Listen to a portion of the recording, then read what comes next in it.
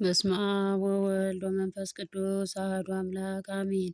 የእግዚአብሔር ቤተሰቦች የድንግል ማርያም የአስራት የበኩራት ልጆች ባከበረና በወደደን በእግዚአብሔር ስም እንዴት አደራችሁ? የንስሐ ጊዜ ማንበብ ጀምራለሁ። ንስሐ አሁን ስለመሆኑ ንስሐ መቼ መግባት እንዳለብን ሰው በሕይወተ ሥጋ እስካለ ድረስ ክፉንና በጎውን መለየት ከጀመረበት ጊዜ አንስቶ ንስሐ የማይገባ ጊዜ የለውም። ጠቢቡ ሰለሞን ቀኑን ሙሉ እግዚአብሔር መፍራት ኑሩ እንዳለ፣ ይህ ማለት ቀኑን ሙሉ እግዚአብሔር መፍራት እንዳለብን ሌሊቱን ደግሞ እርሱን ከመፍራት ርቀን እንድንበድል አይደለም። እንዲያማ ከሆነ ልጅ አባቱን ያከብራል፣ ባሪያውን ጌታችን ይፈራል።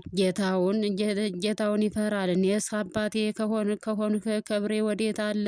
ጌታዬስ ከሆን መፍራቴ ወዴት አለ? ተብለን እንዳንወቀስ ነው። ሰው እግዚአብሔርን የሚፈራ ከፍቅርና ክብሮት የተነሳ በመሆኑ በኃጢአት ምክንያት ከፈጣሪው በፍርሃት የተለየ መሆን ነው። ሰዎች ግን ብዙውን ጊዜ የሚያስቡት እግዚአብሔር ቸር መሐሪ፣ በምሕረትና በርኅራኄ እንደሚመለከተን በደልን እንኳ ንስሐ ሳንገባ ይቅር እንደሚለን ብቻ ነው። በመሆኑም እነዚህ ሰዎች ፍርሃ እግዚአብሔር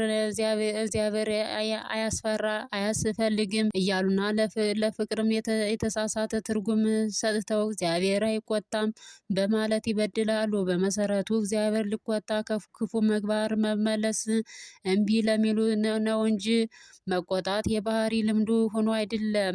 እርሱ ጽድቅን የተመላ ነው እንጂ። ሊቁ ቅዱስ ያሬድ ጽድቅን ያሉ ወድቀው ይህንን በመንግስቱ ዋሰው ወአልቦ አመፃ በሀቤኩ ቃሉ እውነት ነው።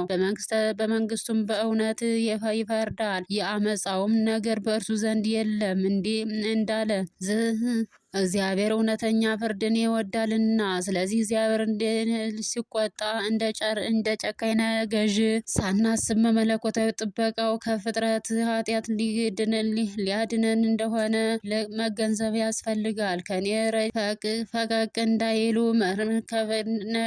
ፈቀቅ እንዳይሉ መብራቴን በልባቸው ውስጥ አኖራለሁ ለእርሱም መልካም በማድረግ ደስ ይለዋል ብሏልና። አባታችን ስለ ክብር ንጉሳችን ስለሆነ ፍርሃትን ይዘን ወደ ንስሐ እንመለስ። ጠቢቡ ሰለሞን ቀኑን ሙሉ እግዚአብሔርን በመፍራት ኑሩ ያለው በዚህ ምድር የምንኖርበት ጊዜ ነው። ስለሆነም ሰው በሕይወት ሥጋ ሳለ ከንስሐ ሕይወት የሚቀርብበት ጊዜ ሊኖረው አይገባም። ሰው ከኃጢአት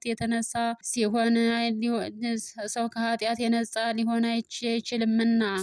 እኛ ክርስቲያኖች ይህን እውነትን ስለተረዳን በየጊዜው ካህን ስናገኝ ይፍቱኝ እንላለን።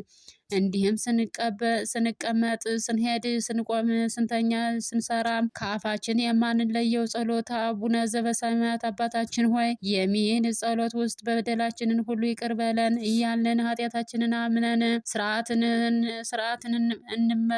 ስርዓትን እንለምናለን። ስለዚህ ኃጢአታችን የማንናዘዝበት ወይም ንስሐ የማንገባበት ጊዜ የለም ማለት ነው። ስለዚህ ሰው ሁሉ ኃጢአቱን ቢያሳድርበት ንስሐ የማይገባበት ጊዜ የለም። እግዚአብሔር ይቅር የማይል ጊዜ የለውም። በመሆኑም በሕይወት ሳለን የተሰጠን ዕድሜ ሳይበቃ አሁንኑ ንስሐ እንግባ። ጌታችን ቀን ሳለ የላከን ስራ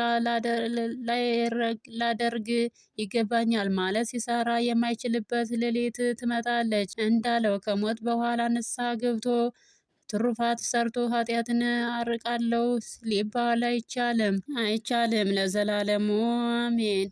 እናንተም ቅዱሳን ነቢያት፣ የወንጌል ሰባኪያን ሐዋርያት፣ ሰማዕታት፣ ጻድቃን፣ ትጉሃን መላእክት፣ ፍጹማን ደናግል እንዲሁም ደጋጎች መነኮሳት ሆይ ልጅ አዋቂ ሳትለይ የምንሰበስባትን የጉባኤ ቦታ ባርኩ። ይህንም መጽሐፍ ወረቀት አዘጋጅቶ ብራና አዳምጦ የጻፈውን ያጻፈው ከግዕዝ ወደ አማርኛ የተረጎመ ቃለ ንባቡን በእርጋታ መንፈስና በተመስጦ ሕሊና ያዳመጠ በደለኛን ሁሉ የምታስምር የጌታ እናቱ በማርያም ጸሎት ኢየሱስ ክርስቶስ በአንድነት ይማረን። ኢየሱስ ክርስቶስ በአንድነት ይማረን። ኢየሱስ ክርስቶስ በአንድነት ይማረን ለዘላለሙ አሜን።